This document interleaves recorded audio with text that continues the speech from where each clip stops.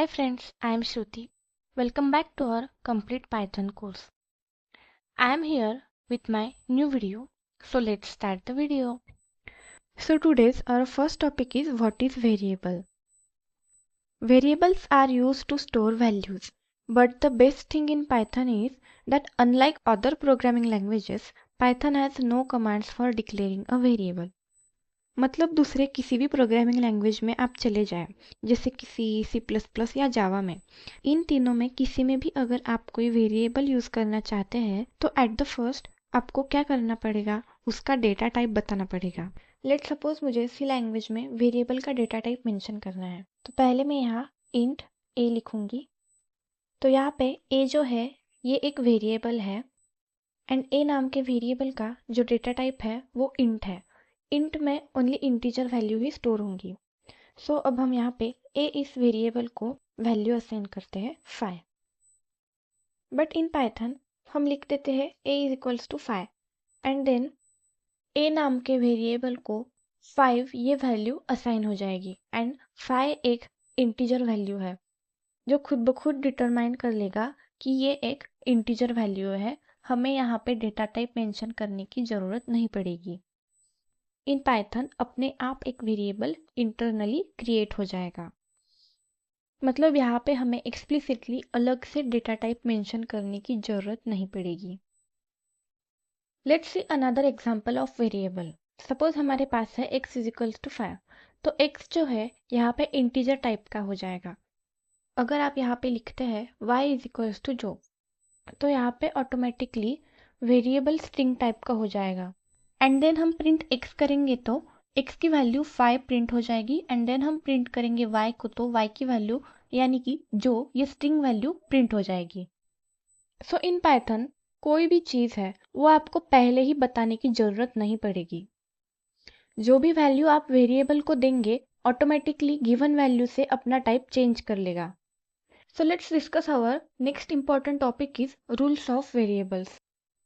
There are 5 rules of variables which we have to follow while using the variables. A variable name must start with a letter or underscore character. जो भी first character है वो एक alphabet होना चाहिए या underscore होना चाहिए।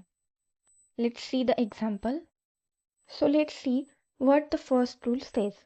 Here I have variable name which is fruit mango.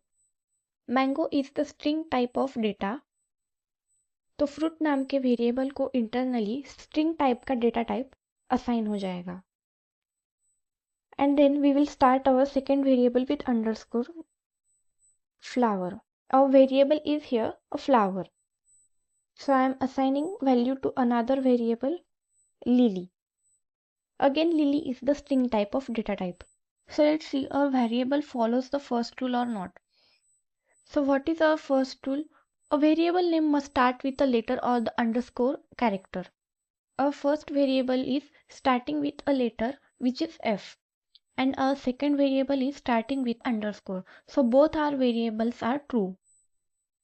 So let's see our second rule. A variable name cannot start with a number.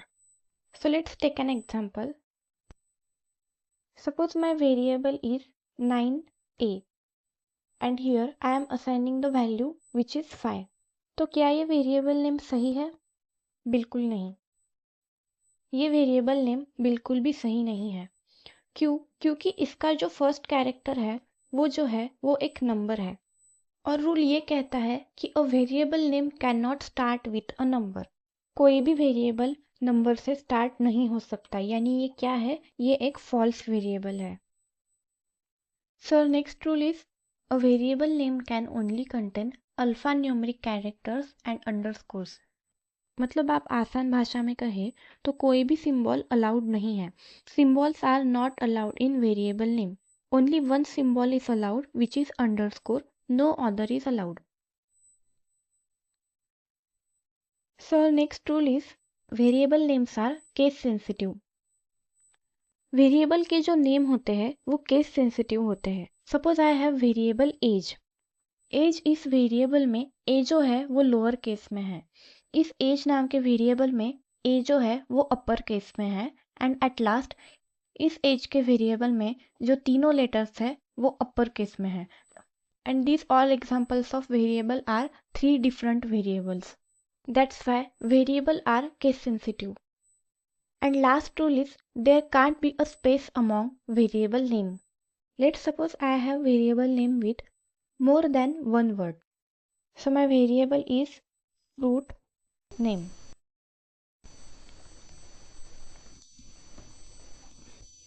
अब यहाँ पे फ्रूट एंड नेम के बीच वाइट स्पेस है जो कि अलाउड नहीं है.